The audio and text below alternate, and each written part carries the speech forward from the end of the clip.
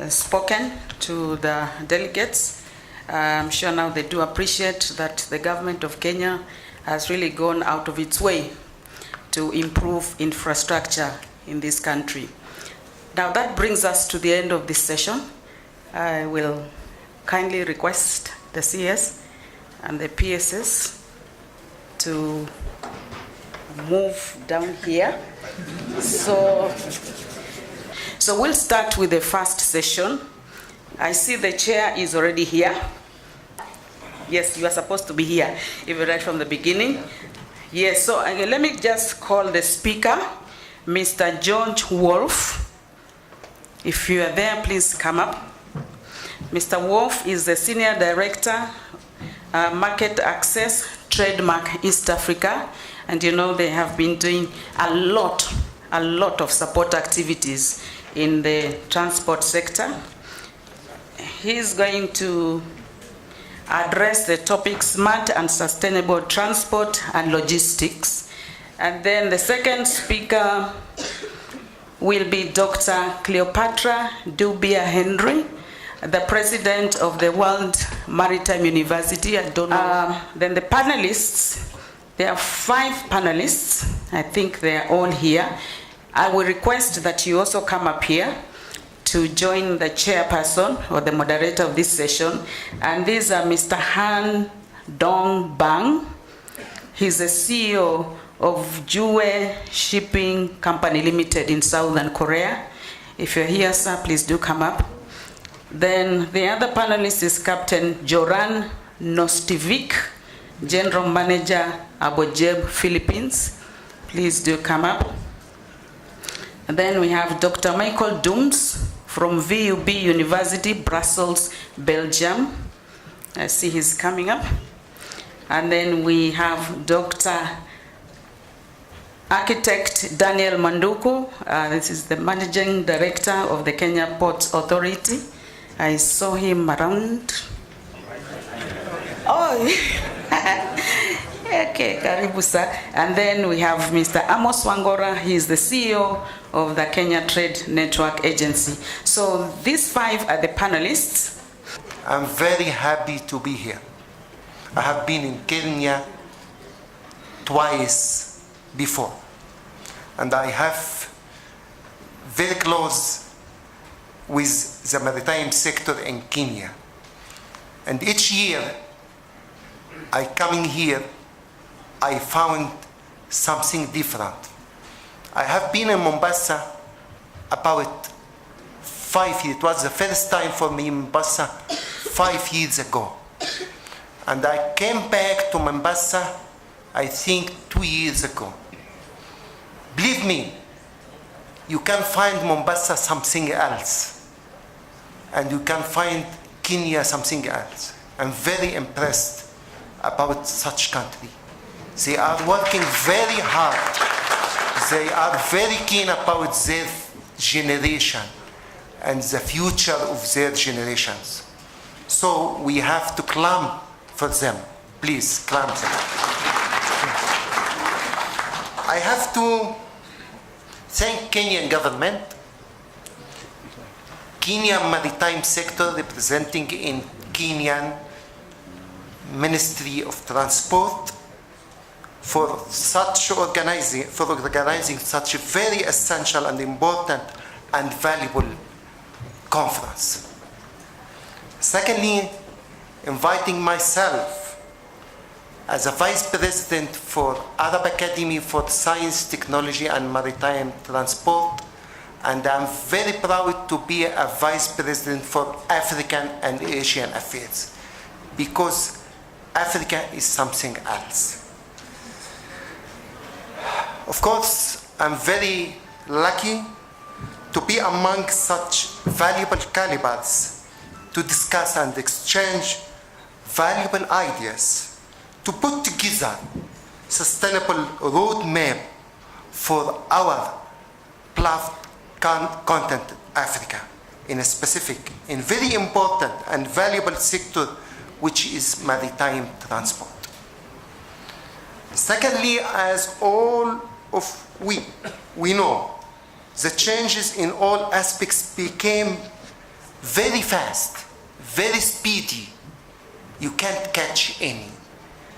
And the new trends in all aspects became very changeable and rapidly as well. Colleagues, traditional approach to development focused only on economic outcomes and were measured only in terms how much a country economy grow. Environmental issues, social issues, and other considerations didn't count.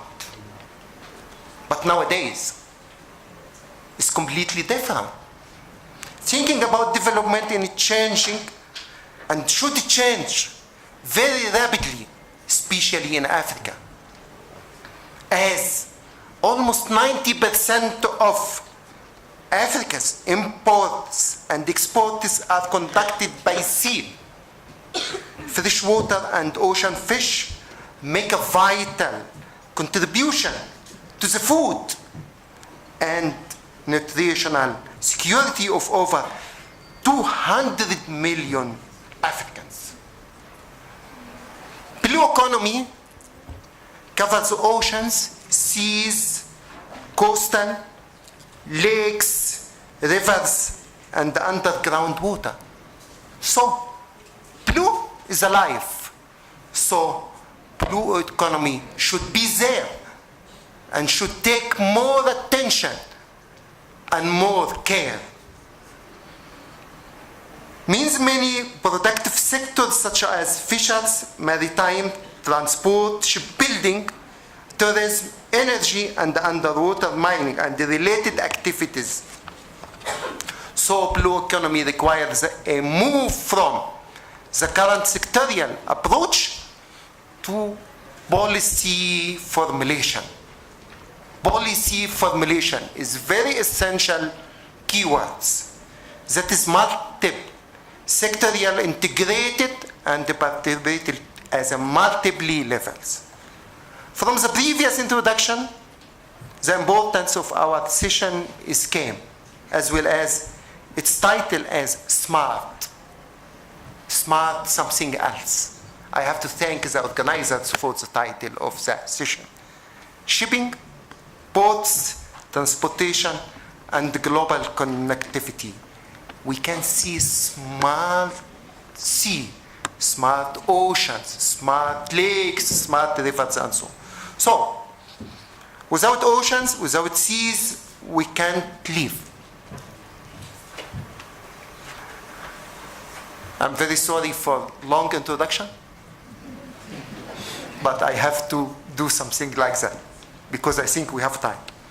But we are, we are very lucky because we have very valuable speakers and panelists. Our panel will be divided in two parts. First part, we have two speakers. Both of them are very valuable calibers. I think we have to listen to them to get maximum benefits. Then we'll go to the second part, which will highlight about some issues through raising some questions, except my apologies to our panelists. First of all, I would like to thank my colleagues on the panel, okay? And I would like to introduce the first speaker. And I have to transfer her instruction to him, not my instruction. Keep the time. He is Mr. George Wolf, Senior Director, Market Access Trade, Mark East Africa. He is the first speaker. I wish you to keep your time. I think so it will be about 5 to 7 minutes. So take care. Okay, thank you very much. Okay. Yes, good afternoon. My name is George Wolf. I'm the head of transport at Trademark East Africa. For those of you who don't know it, we are a not-for-profit company headquartered here in Nairobi, but covering all of East Africa and funded by a range of donors with the purpose of boosting the volume and value of trade flows. So, of course, one of the major things that we do is support the transport sector. And I'm here today to talk about the role of the maritime sector in that transport sector. I'll admit at the outset, when I was first asked to do this, I said, I don't think I'm actually not an expert in the blue economy. So I went back and looked at the African Union's Integrated Maritime Strategy 2050, which was promulgated or launched 6 years ago, to see what it had to say about transport.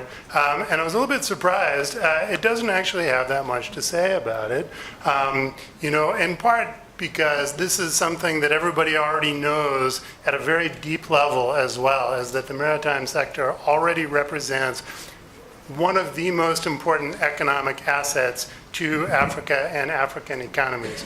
It carries 90% of everything, as was remarked a little bit earlier there. I put up, if this works,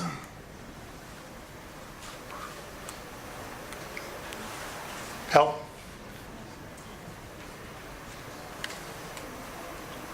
There we go. I put up this slide.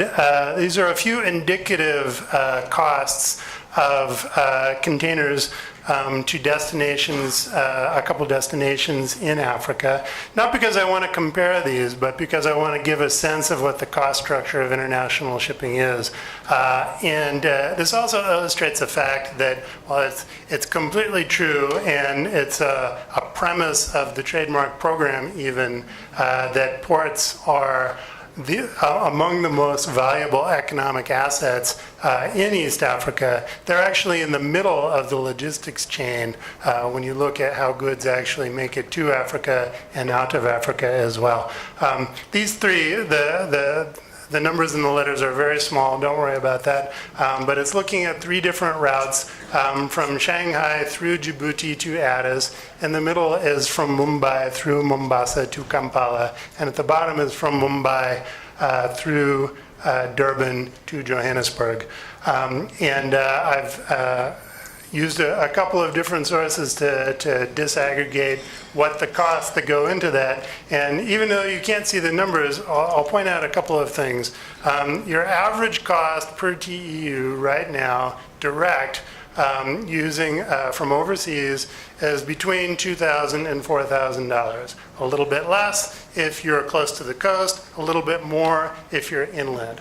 Some components of that cost are just going to be very difficult to get rid of. I mean, it costs money to take containers over land. So for instance, that light blue bar in the middle of the middle column there, that is the trucking cost for moving from Mombasa to Kampala. It's currently $1,800, which is lower than it used to be because we have a reasonably competitive sector in East Africa. But at a certain level, there's simply a fuel cost of carrying goods, and it's not going to go down.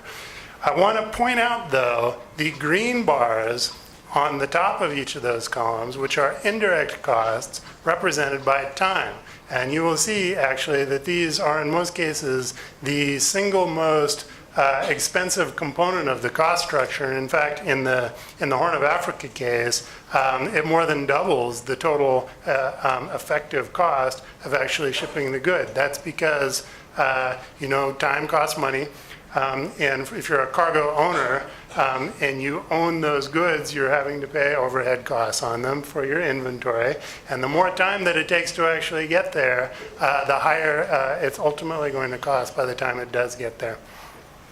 So where does this is the portion of the cost structure, by the way, that is at this point where the most benefit can be gleaned. Some of it on the open ocean, some of it on the land side.